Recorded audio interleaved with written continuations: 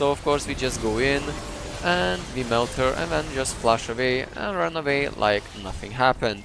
So we just went in 1v4 and we actually got 2 of them, which is quite amazing, and it feels so good to actually be ahead while playing ADC. And we're gonna get another kill. Oh my god, we're just running them down so freaking hard. I love playing Nilah, especially for IVERN, whenever I get a lead. Hello guys and welcome to this video. In this video we're gonna be continue our climb to rank 1 Nilah US, so what are we waiting for? Let's get to it. As you can see, we're skipping a little bit forward because this game was pretty hard stomp and was kinda unplayable due to our top laner being so far behind. And as you can see, even though that we got double kill, our Jace refused to even try to defend the base because he's level 13, while the enemy Olaf is level 17. So it was quite one-sided game, and that's why we're not gonna be going through it because there's not much to discuss. Of course, we honor Rakan because the support was playing really well. Sadly, we got demoted to Diamond 2, which is quite unfortunate, but as you can see, our mid was losing, our top was losing, our jungler tried to do something, but it didn't pay out. Alright, let's head to game 2. We're gonna be playing Nilah Nautilus against Kai'Sa Seraphine. This should be a really easy lane, and of course we picked Cleanse because most of the Kai'Sa players either go Ghost or Exhaust, and even if he went Ghost instead of Exhaust, we would still need QSS for Seraphine's R and E's. So again, it's up to you which summoner spell you prefer, but personally I feel like Cleanse is a better option here. So how do you want to play Nilah Nautilus against Kai'Sa Seraphine? You want to make sure to look for all-in opportunities at level 2. I know at level 2 you're gonna be winning hard because you have Nautilus support. It's gonna be pretty easy to actually just look for a pick each time he looks for a hook, right? So you can start playing really aggressive level 2. At level 3 you're basically unstoppable, right? Because you can dodge the Kai'Sa's auto attack, she can proc a passive on you, and the game becomes really easy. Our goal playing Nilah Nautilus is to make sure that the wave is close to us, so we have area to actually run them down in, right? Because if you're gonna be under the turret, even if the Nautilus lands a hook, we can't convert that into a kill unless we're diving here. So to make our life easier, we just freeze the lane close to our turret and let Nautilus do his thing, deny enemy team from actually being able to do anything in the laning phase, making our life way easier. Right now, because we're 2 melee against 2 range characters, we're trying our best to thin out the wave as much as possible without getting poked too much, so we're able to actually look for all-in opportunity at level 2. Because if you're gonna be poked down, automatically the Nautilus is gonna become useless, he's not gonna be able to go in, and the opposite goes for enemy team. So if a Kai'Sa and Seraphine stays healthy while poking us down, automatically we're gonna be in advantage, and we basically can never all-in them. They can play really aggressive without getting punished. So right now our goal is to maintain health and make sure to collect as much CS as possible without getting poked down. We know that our ally jungler is top side, so Bel'Veth is probably bot side, so we just run away, and when Bel'Veth gets caught under the turret, I flash to finish her off, and we get first blood on the Bel'Veth. It was not really worth for me to do that, and it was quite a big mistake from my side because I thought I can actually burst her down quite quickly, but I got exhausted the moment I went for the Q, and then it became quite awkward. But still, 1 for 1, we take those. We also got Kai'Sa's flash, which is really good, especially in this matchup. It's really important to make sure that the enemies don't have summoner spells, so we're not able to play the laning phase aggressively, and we can always convert a hook into a kill when we don't have summoners. We shove in the wave, and after shoving the wave we're gonna be looking for a reset. And you might be asking, why are you resetting right now? You just came back and you just collected the wave and you're resetting again. Because right now Nautilus is resetting as well. At the same time, there's nothing to do bot lane. And also I can get a Dirk purchase while coming back to the lane. So even though that we're even in kills, I'm gonna have item advantage, which is gonna be helping us quite a bit in the laning phase. Of course, we're gonna look for cheese plays like that. Sadly, the Nautilus actually swept and he used the shield, so right now we know we're in the bush, but the Seraphine still steps up and we get flash from the Seraphine. The wave is bouncing back to us. Kai'Sa has no flash, Seraphine has no flash. Now the lane gonna be perfect for us. Of course, they're gonna be timing the summoner spells up too, because it's really important to time your summoners and enemy summoner spells, so your jungler know when he can actually punish. At the same time, you're gonna be able to punish them as well, because you're gonna know exact times. Nautilus steps up quite aggressively, and we know that Bel'Veth is mid, so we're instantly gonna be going for the Kai'Sa. He lands the hook on the Kai'Sa. I jump with my E and I start running towards the Kai'Sa. And can I get her? I get rooted, I don't have cleanse. It was a really good trade, but sadly we didn't convert it into a kill. But right now our jungler is pathing bot side and Nautilus is level 6, so maybe we can get it. No, we still can't get her. That's quite unfortunate, but it's still fine. We can look for a dive.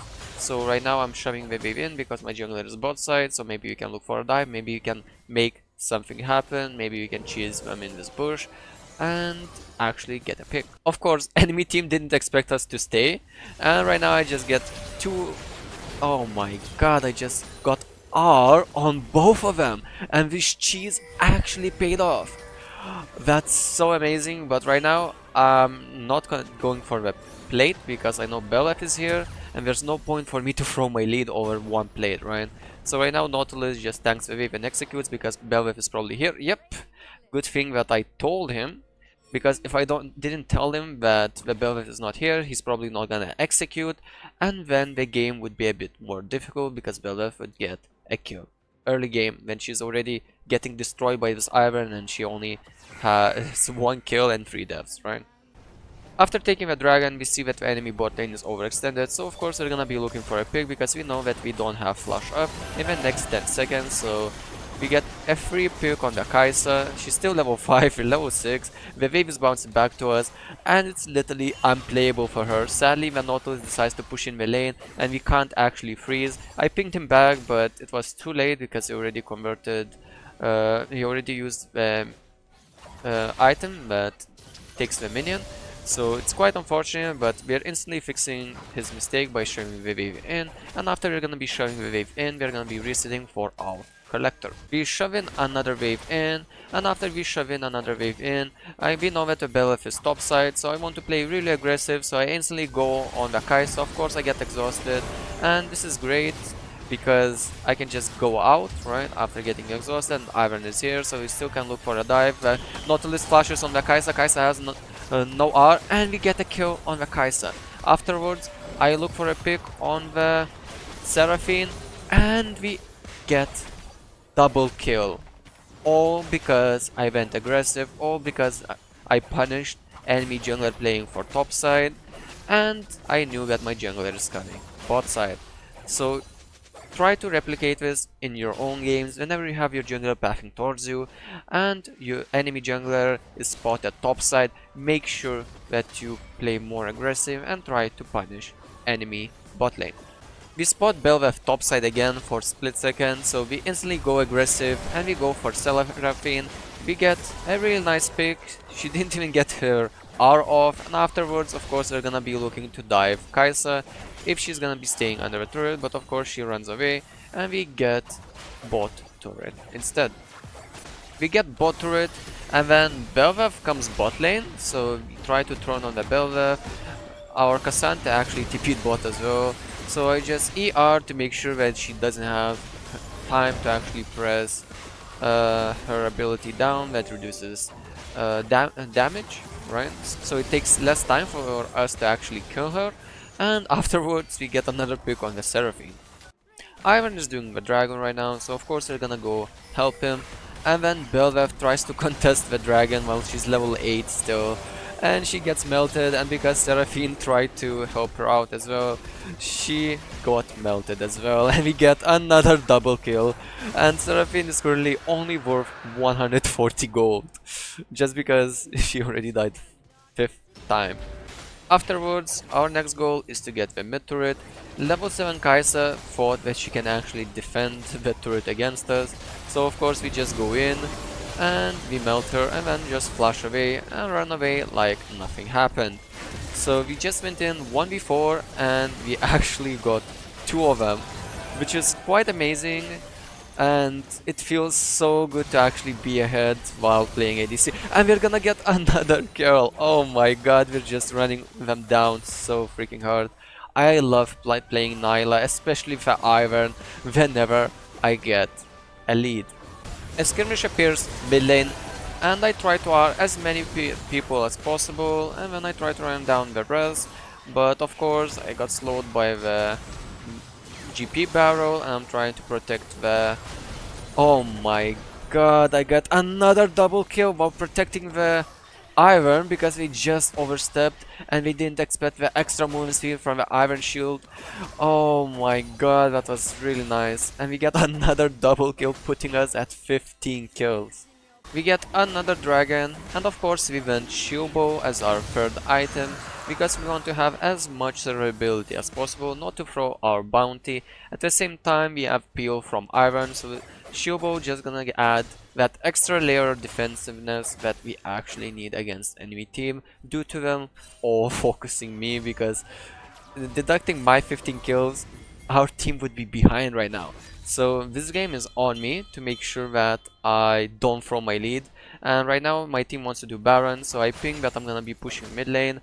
It's really important to communicate with your team, because you always need to push in the mid wave before doing the objective. So always let your team know that you're gonna do that. We start Baron, but enemy team decides to contest us, so we get another pick on the Seraphine. Afterwards, I just kite back, wait for IVERN, there's nothing to rush. We already got a pick, we already have man advantage. And then I flash R, and I get another kill. Afterwards, I just let Bel'Veth live because this is a free Baron for us, so there's no point over chasing the Bel'Veth, and we just back out and go for a Baron. Kaisa oversteps again, so of course we're gonna be punishing her. That Swain W was so crucial as well, and the exhaust didn't help her at all due to how fed we are, and we're going DD as our fourth item to actually make us unkillable and making us a 1v9 machine. Of course, in this game Nautilus is playing really well and IVERN is playing well, so it wouldn't be accurate in 1v9 machine, but they're enabling me quite hard. So right here I greed for the turret quite a bit, and I go to poke down, and Seraphine looks for a flash R ult, but it doesn't pay off, and of course I'm backing off because I already have enough gold for my item, and I don't want to fight the enemy team while I don't have my item. But IVERN looked for a pick. I was down that pick because we knew where the entire enemy team is at, so we could actually look for that pick. We look for GP pick, but then I actually got comboed by him and almost died. And then IVERN panic flashed to me because neither of us actually expected this amount of damage from a GP. But we still got him, so that's good. And afterwards we ran down the Kaisa as well, and we're gonna be looking to end the game. And yeah, this game was actually amazing, not gonna lie. It was so much fun to play. It's always fun to play with good IVERN players, because sometimes you get IVERN players that literally have like 60 CS, not doing anything on the map, and sometimes you get IVERN players that literally 1v9. But of course, if it's enemy IVERN, it's probably 1v9 IVERN. If it's your IVERN, then it's gonna be a different story. But yeah, in this case, we got a really good IVERN, and we win the game.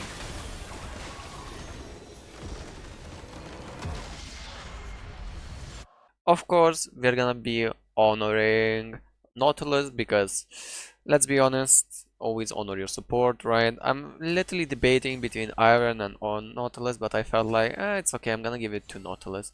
And now we're back at D1. we're back at D1. After so many unfortunate games, we're finally back. So yeah, that's about it for this video. Feel free to leave a like, subscribe, leave a comment below if you have any questions, and have a nice rest of your day.